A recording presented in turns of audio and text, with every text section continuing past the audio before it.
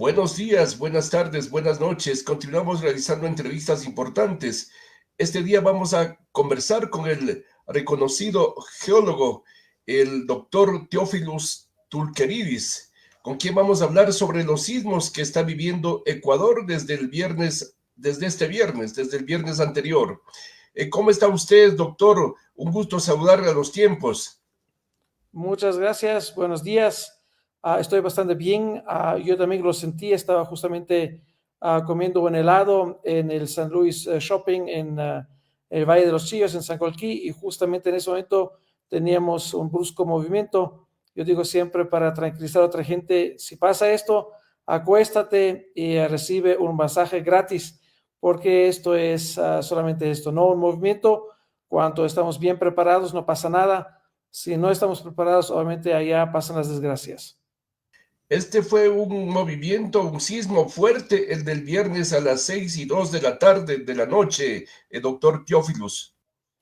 Era fuerte, era bastante cerca en la superficie, por lo tanto también es una cosa que se propaga en una gran área y por lo tanto gente de la costa como de la sierra y también de la Amazonía han sentido este movimiento que ha ocurrido en la tarde a las 6:00 de la tarde en viernes. Era un 5.5.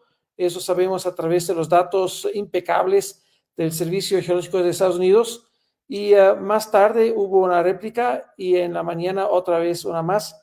Por lo tanto, y casi el mismo sitio. Por lo tanto, la gente sí se preocupó bastante.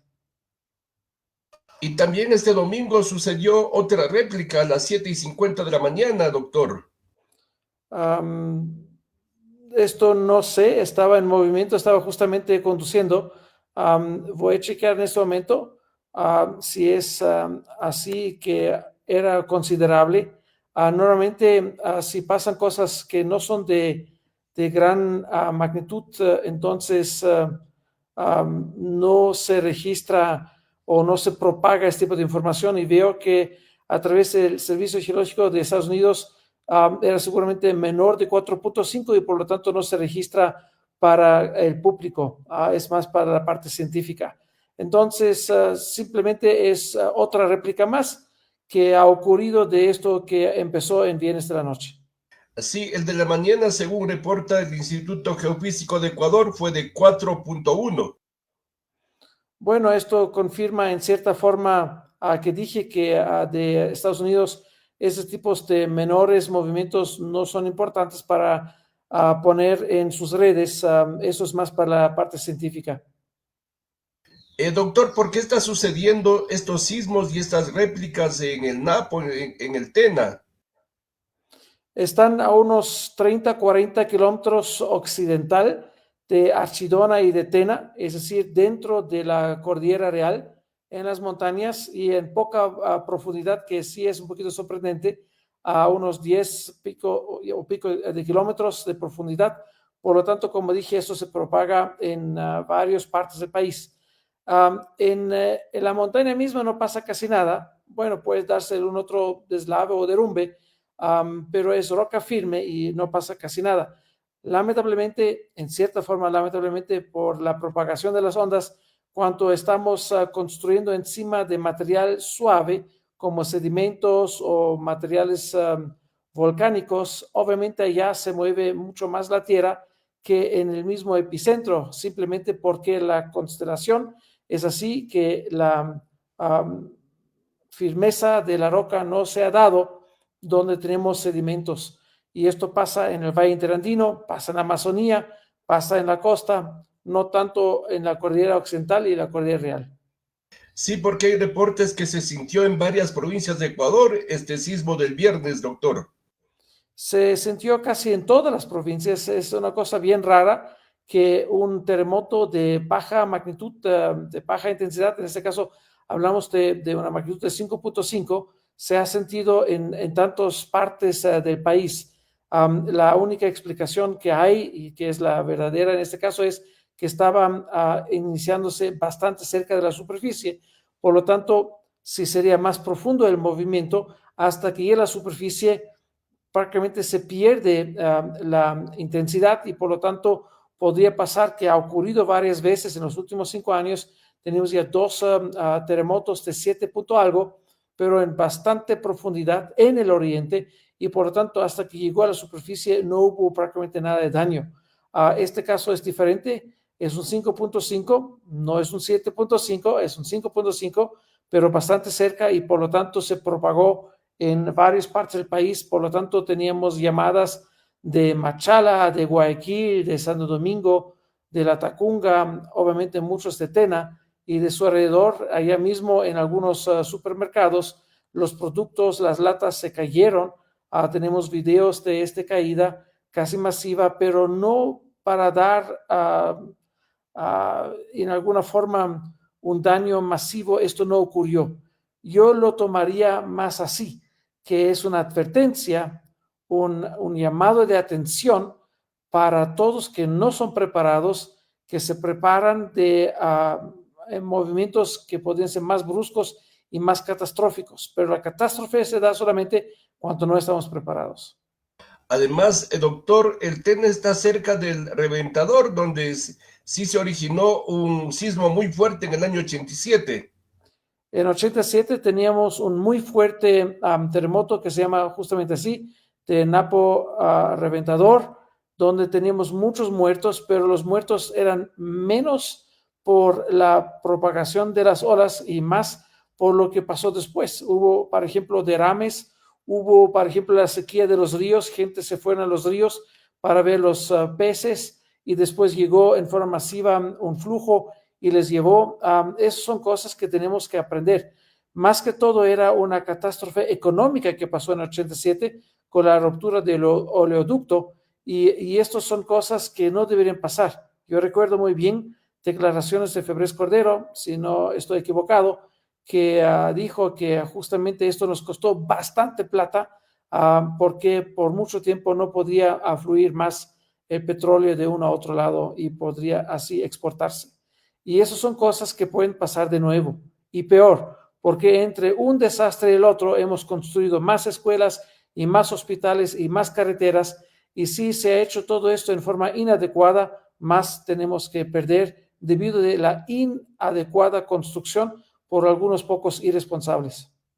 Estamos conversando con el reconocido geólogo y sismólogo, el doctor Teófilos Turqueredis. Doctor, usted indica que estos sismos en el Tena son una advertencia no solamente para el Tena, para la Amazonía, es una advertencia para todo el Ecuador.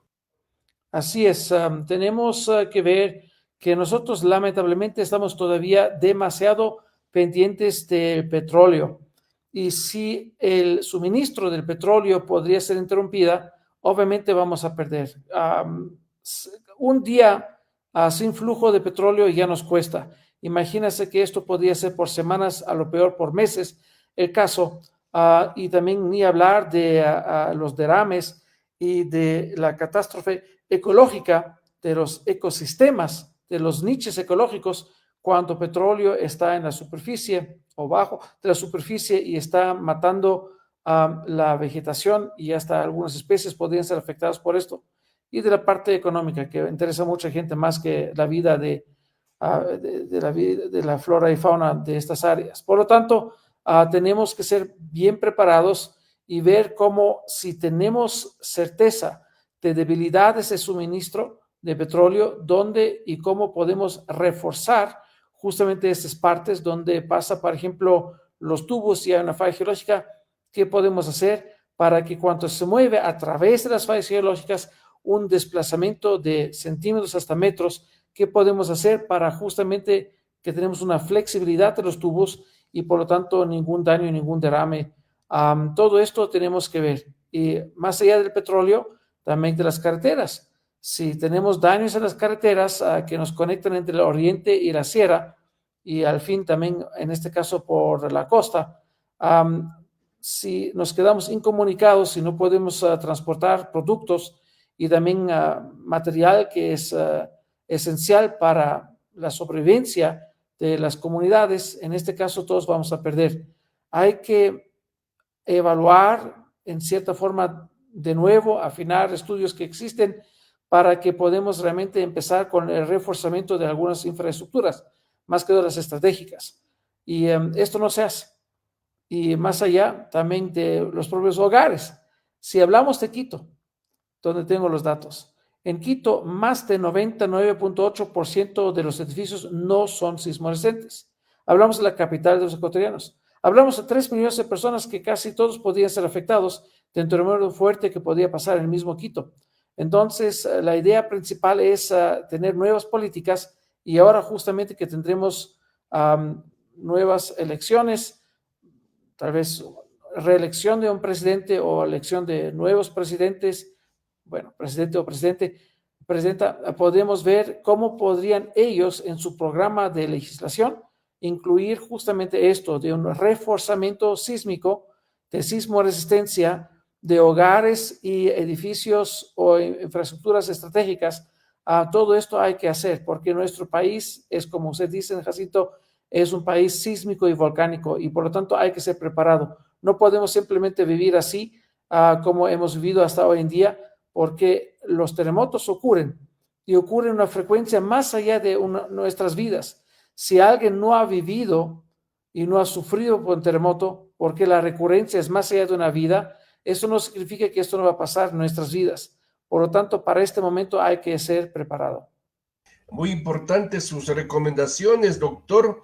Tienen que prepararse los gobiernos, tenemos que prepararnos como ciudadanos, hay que reforzar nuestras áreas estratégicas, el petróleo y también nuestras viviendas, fortalecer las viviendas para que no se derrumben con fuerte sismo o temblor, doctor.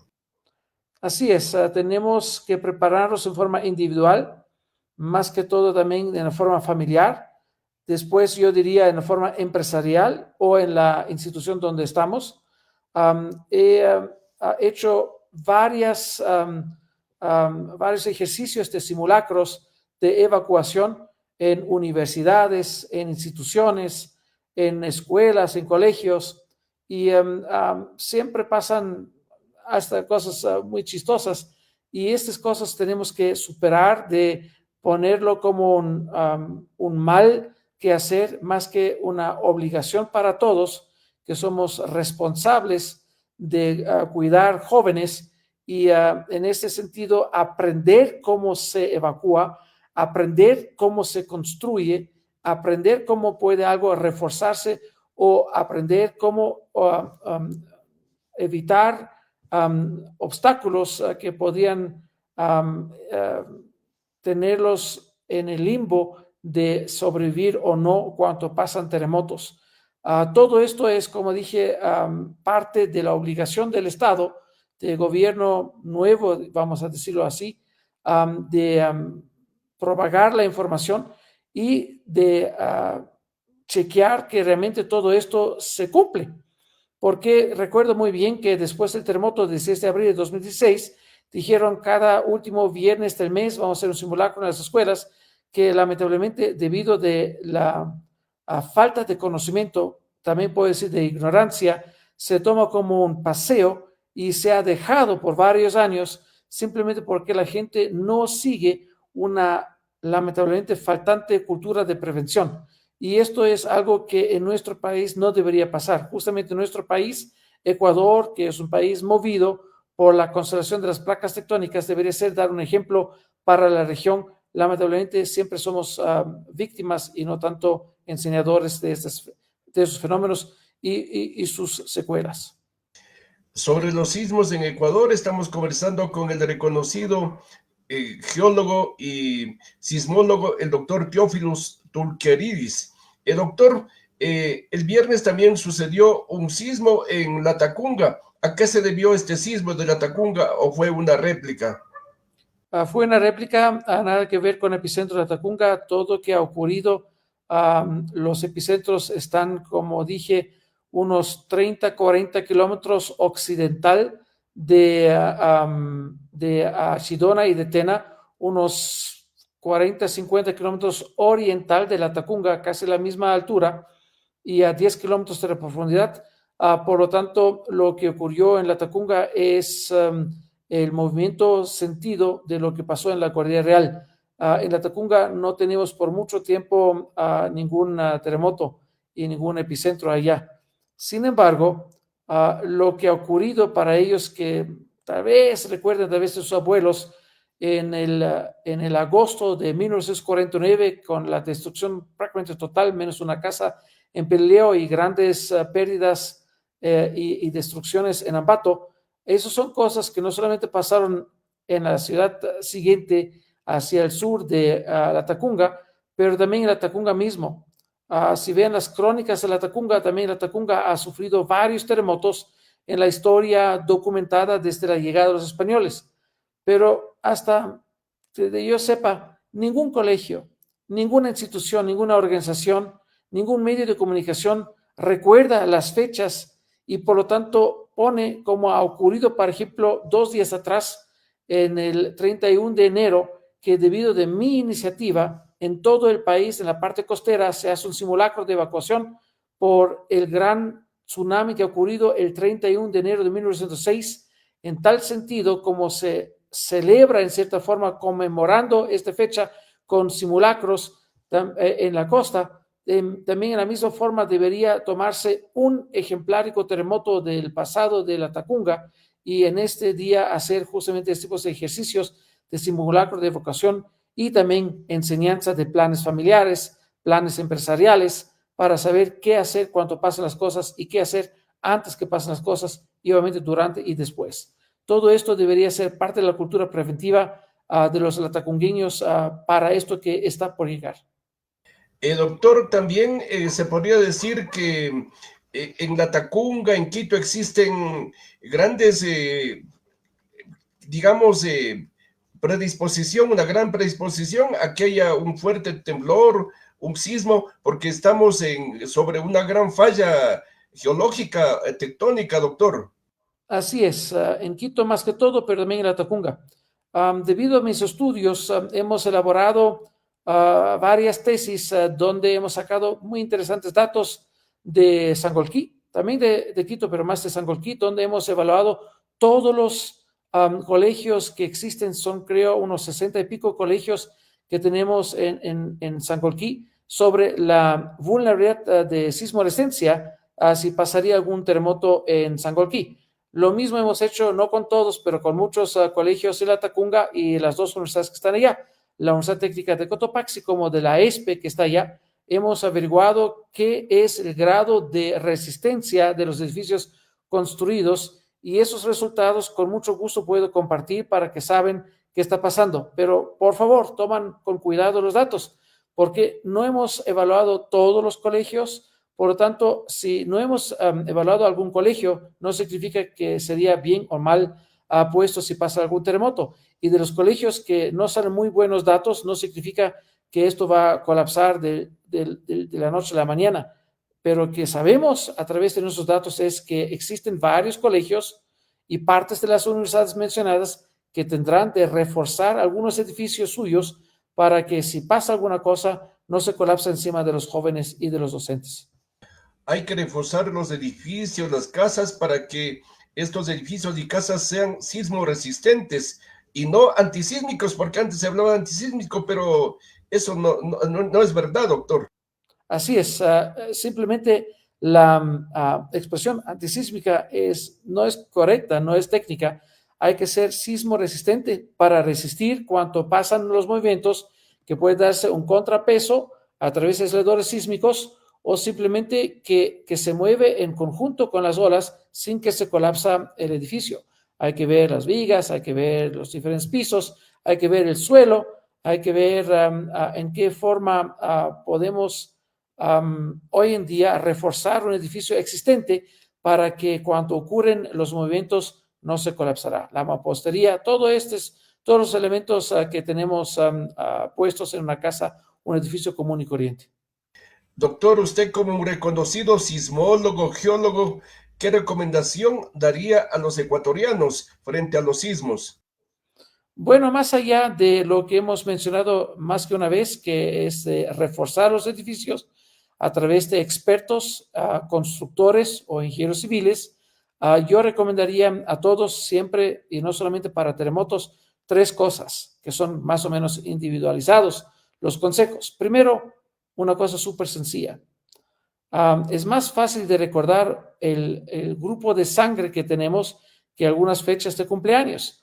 Por lo tanto, recomiendo como primera recomendación de mi parte que averiguan de sus más queridos, sean parientes, de su familia, obviamente, y también de sus amigos, qué tipo de sangre tiene cada uno. Esta información podría salvar vidas, solamente conocer el tipo de sangre.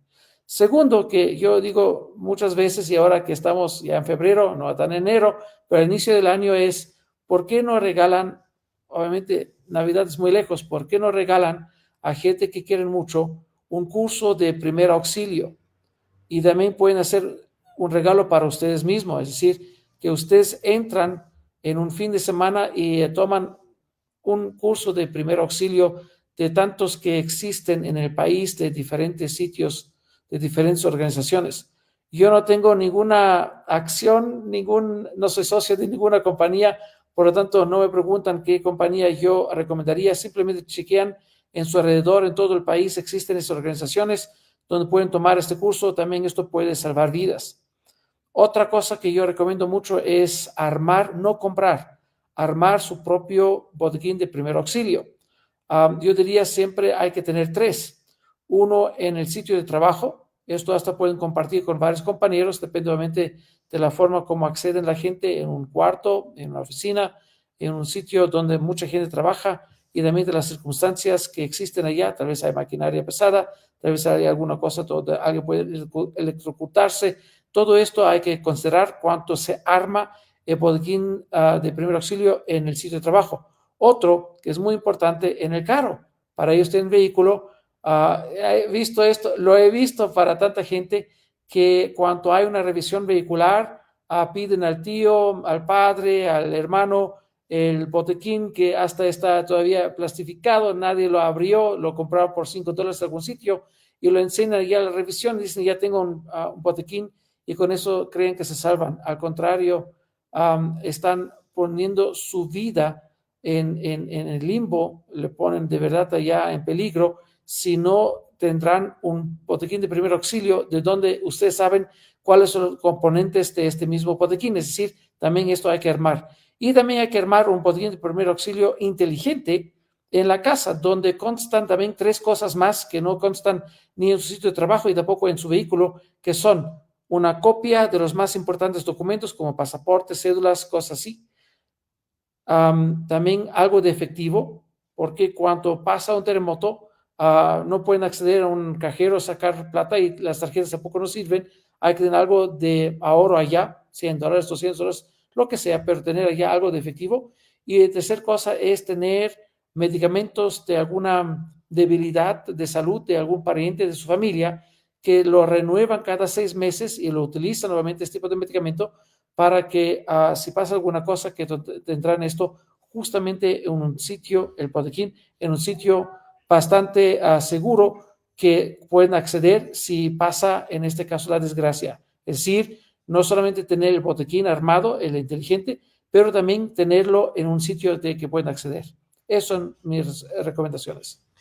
Muchas gracias por las recomendaciones, doctora. Las personas que están viendo la entrevista, por favor, compartan esta entrevista, es muy útil, puede ayudarnos a salvar muchas vidas. Tengo un mensaje de Luis Lugo que dice, lamentablemente en Ecuador no se cumple con las normas de sismología en la construcción de edificaciones. Esto es un hecho lamentable. Como dije, les doy el dato de Quito, que más de 99.8% de los edificios no son sismoresistentes. Aún más, lamentablemente, por unas incorrectas afirmaciones de gente, yo les llamaría irresponsables, que dicen máximo que puede pasar un 6.2 de Quito, y yo averigüé y lo enseñé documentadamente que hemos tenido un terremoto entre 8 y 9 antes de llegar los españoles, por lo tanto, gente culta, técnicamente bien avisados de sus experiencias y de sus grados de formación académicos, han venido al país de Estados Unidos y de Canadá, vieron mis resultados y construyeron un nuevo aeropuerto que puede resistir 9 grados. Escuchen bien, nuestro nuevo aeropuerto de Tababela puede resistir 9 grados. por lo tanto costó más porque los materiales implementados justamente justifican ese tipo de inversión y es una inversión o un gasto. Lo mismo ha ocurrido con expertos brasileños y después españoles. Hablamos del metro de Quito que puede resistir un 9.2. No son tontos la gente que hacen esto porque han averiguado lo mismo como he hecho yo, o yo como pionero para la ciudad de Quito, que estos tipos de magnitudes pueden alcanzarse a través de la naturaleza y por lo tanto hay que construir en forma adecuada, seguido del Código Ecuatoriano de Construcción, si no tenemos que lamentar pérdidas económicas multibillonarias si pasan terremotos fuertes en las ciudades principales del país. Doctor, tengo otro mensaje. Muchas gracias a las personas que están escribiendo y también viendo la entrevista. Compartan la entrevista, por favor. Un mensaje de Alexa Moreno desde La Tacunga. Dice, doctor, por favor, si hay probabilidad de un terremoto. Pero por supuesto, como dije, son fenómenos naturales recurrentes que ocurren de vez en cuando. En La Tacunga por mucho tiempo no pasó prácticamente nada, por lo tanto, de la historia que no aprendemos, hay que recurrir los documentos, las memorias y ver cuánto ha ocurrido y cuál es más o menos la recurrencia de un terremoto en La Tacunga. Y yo puedo decir que en Quito como en La Tacunga está ya por pasar algún momento. No digo que pasa hoy en día o mañana o el próximo año, pero la probabilidad que pasa en nuestras vidas un muy fuerte terremoto en estas dos ciudades de la Sierra Ecuatoriana es altísimo. Por lo tanto, hay que prepararse.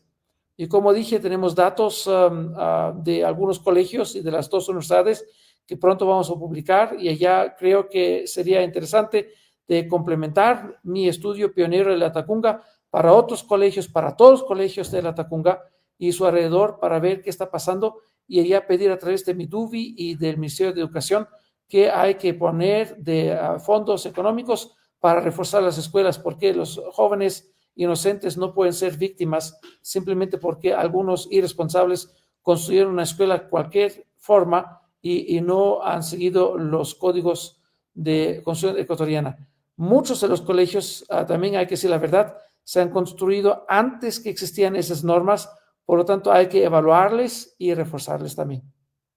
Otro mensaje de Verónica Rubio que dice, buenos días, gracias por compartir esta entrevista. Por favor, ¿nos podría indicar, doctor, en dónde podemos encontrar información para autoeducarnos y educar a nuestras familias? Hay varias páginas, yo diría más que todo de Servicios Geológicos de Estados Unidos, que no se crea, no es todo en inglés, también está en español, que podemos bajar de las páginas principales de ellos, es usgs.gov con V, y por lo tanto allá pueden encontrar bastante información.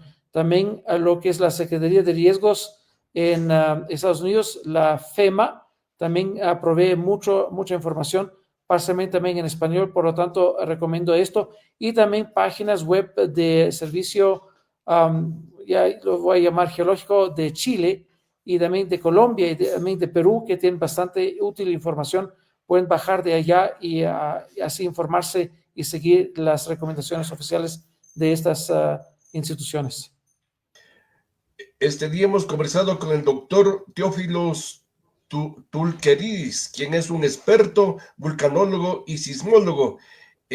Un mensaje final, otra pregunta de Luis Lugo que dice, ¿qué tan efectivo es el monitoreo de sismos con la herramienta, creo que dice Raspberry? No conozco, tal vez se pronuncia diferentemente, tal vez si lo leo puedo decir de qué se trata.